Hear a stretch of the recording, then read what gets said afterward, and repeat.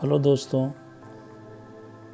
मैं चक्रपाणि पांडे अपने YouTube channel spiritual talk पर आज आपका हार्दिक स्वागत एवं अभिनंदन करता हूं।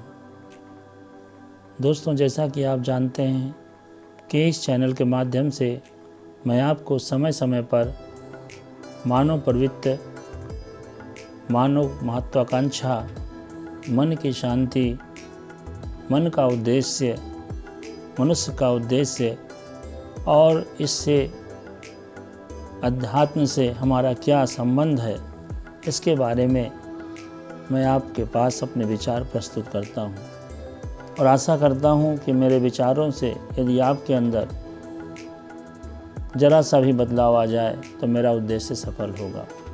आज फिर से मैं आपके सामने उपस्थित हुआ हूं। आज मेरा टॉपिक है शांत मन में उतरता है ध्यान। शांत मन में आप जानते हैं कि हमारा आपका सबका मन अशांत रहता है। अशांत रहने का कारण क्या है? क्योंकि हमारी जो चाहत है, हमारी जो इच्छा है, वो कभी पूरी ही नहीं होती है। हम उस इच्छा की पूर्ति के लिए इधर उधर भटकते रहते हैं।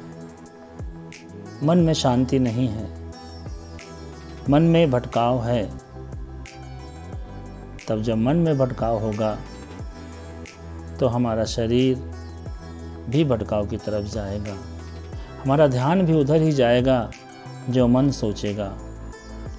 और जब मन सोचेगा, हमारा ध्यान उधर जाएगा, तो हम किसी भी चीज़ पर अपने मन को, अपने दिमाग को कैसे केंद्रित कर पाएंगे।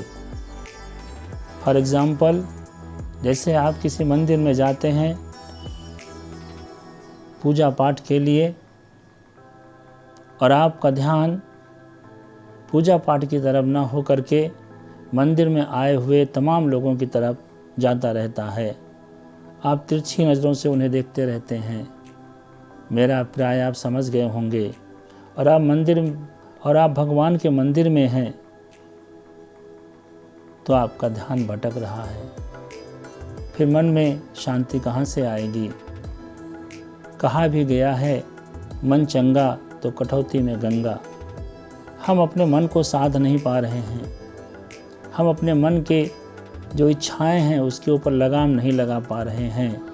हम मंदिर में जाते हैं, हम मस्जिद में जाते हैं, गुरुद्वारे में जाते हैं, जगह जगह हम भटकते हैं शांति के लिए, किंतु हमें शांति की प्राप्त नहीं होती है।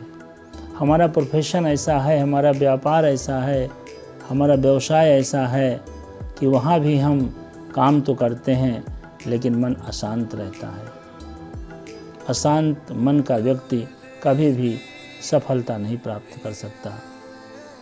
दोस्तों, मेरा आपसे यही कहना है कि मन के भाव को पढ़िए, अपने शरीर के भाव को पढ़िए और इसको पढ़ने से पहले आत्मा के भाव को पढ़िए। आत्मचिंतन कीजिए, आत्म विश्लेषण कीजिए कि किस तरह से हम अपने मन को शांत रख सकते हैं। तब हमारे चेहरे पर हंसी आएगी। दोस्तों, अशांत मन का व्यक्ति हर जगह ठोकरें खाता है। उसका मन कहीं लगता नहीं, वो दर दर भटकता है और जहाँ भी अपनी महत्वाकांक्षा की पूर्ति के लिए जाता है वहाँ वो ठगा ही जाता है। जब आप अपनी इच्छित वस्तु को प्राप्त नहीं कर पाते तब आपका मन अशांत रहता है। आपको इच्छित वस्तु मिल भी गई तो कुछ दिनों के बाद उससे ऊब करके आप फिर अशांत मन से इधर उधर भटकने लगते हैं। दोस्तों, जब तक आप अपने मन को साध नहीं पाएंगे, अपनी आत्मा के द्वार को आप खोल नहीं पाएंगे, वास्तविकता को समझ नहीं पाएंगे, अपने मन को केंद्रित नहीं कर पाएंगे, अपने दिमाग को केंद्रित नहीं कर पाएंगे, तब तक आपके जीवन में आपको सफलता नहीं मिलेगी। एक बात आज आप गहराई से समझ लीजिए कि सागर कितना ही गहरा क्यों ना हो, उस गहरे सागर को पार करने वाला व्यक्ति इतना उत्तम होना चाहिए जिसको संपूर्ण तैराकी आती हो। वो सागर की गहराई को भी नाप लेता है। ऐसे ही हमारा मन अनंत इच्छाओं का है, सागर से गहरा हमारा मन है। हमको उसको साधने के लिए एक प्रयास करना पड़ेगा। हमारी आँखें जो हमें चंचल बनाती हैं, हमारे कान जो हमें चंचल बनाते हैं, अर्थात हमारी इंद्रियां जो हमें चंचल बनाती हैं, उनको यदि हम रोक ले जाएं, उनके ऊपर थोड़ा सा यदि हम लगाम लगा लें, उनको थोड़ा सा नियंत्रण प्राप्त कर लें, उनके ऊपर यदि हम थोड़ा सा नियंत्रण प्राप्त कर लें, तब आप अपने मन को अशांति से शांति की तरफ ले जा सकते हैं। उन लोगों के ऊपर भगवान की असीम अनुकंपा है जिन्होंने अपने मन को शांत कर लिया। अति महत्वाकांक्षी नहीं बने, महत्वाकांक्षी होते हुए भी उनको जितना मिला उसके लिए ईश्वर को धन्यवाद दिया। प्रयास उन्होंने जारी रखा और मिल गया तो उनके अच्छे कर्म से, लेकिन मन को अशांति की तरफ नहीं ले गए। मन एक ऐसी चंचल वस्तु है जो कल्पना के सहारे भी आपको अशांत कर देती है। जब आप कल्पना करते रहते हैं तो आपका चेतन मन इधर उधर भटकता रहता है, और वही जब आप सो जाते हैं तो अवचेतन मन आपका चारों तरफ इधर उधर भटकता रहता है। फिर आपका मन सुबह उठते ही अशांत हो जाता है। आज हमारे ये काम अधूरे रह गए, आज हमारे वो काम पूरे नहीं हुए, आज हमें ये काम करना है, आज हमें इस डॉक्टर के पास जाना है अपने इलाज कराने के लिए, आज हमें इस मंदिर में जाना है पूजा पाठ करने के लिए, आज हमें अमुक दोस्तों से मिलना है, आज अपने कर्मों में हमें अधिक सुधार करना है। यही सारी चीज़ें हैं जो आपका मन आपको भटकाव की तरफ ले जाता है।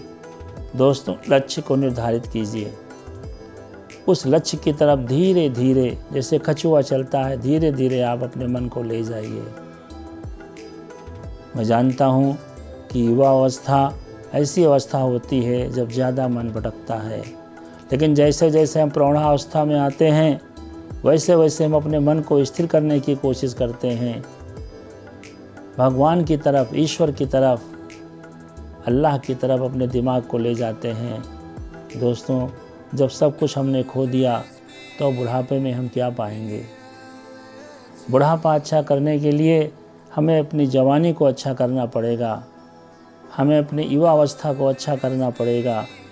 और जब आप एक साधक के रूप में पूरी तरह सध जाएंगे तो आपको आपके लक्ष्य की प्राप्ति होगी। कुल मिलाकर मेरा कहना है कि मन में जो अशांति की भावना है उसको शांत कीजिए। उठते हुए नदियों के हिलोरों को शांत कीजिए। मन बहुत चंचल है, उस चंचलता को थोड़ा धीमे कर दीजिए, लगाम लगा लीजिए। कुछ ऐसे काम की तरफ जुट जाइए जो आपको अध्यात्म से जोड़ते हों। अध्यात्म ही हमारा जीवन है, अध्यात्म को अपना लीजिए। अध्यात्म के सहारे हम अपने जीवन से बहुत कुछ प्राप्त कर सकते हैं, वो खुशियाँ प्राप्त कर सकते हैं जिनको शायद हमने कभी सोचा भी न हो। हम किसी को भी सुने, कहीं प्रवचन सुनने जाएं, कहीं भी जाएं, किसी साधु संत महात्मा के बीच में बैठें, दोस्तों उससे मेरा कोई लाभ होने वाला नहीं है। हमें स्वयं महात्मा बनना पड़ेगा, हमें स्वयं उस आत्मा को महान बनाना पड़ेगा जो आत्मा हमारे शरीर के अंदर ईश्वर का एक रूप लेकर विद्यमान है। और वही जब हमारे शरीर से निकल जाती है तब हमारा शरीर बेजान सा हो जाता है। अब वो क्या कर सकता है? जब करना था तब आपने किया नहीं, अब आप करने की सोच रहे हैं तो आपका शरीर साथ नहीं दे रहा है।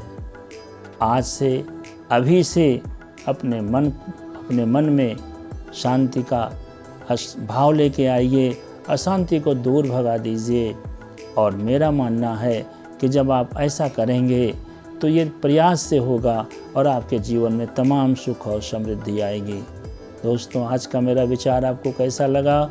यदि अच्छा लगा हो तो इससे थोड़ा बहुत सीख ले लीजिए, प्रयास कीजिए, शायद आपके जीवन में बदलाव आ जाए।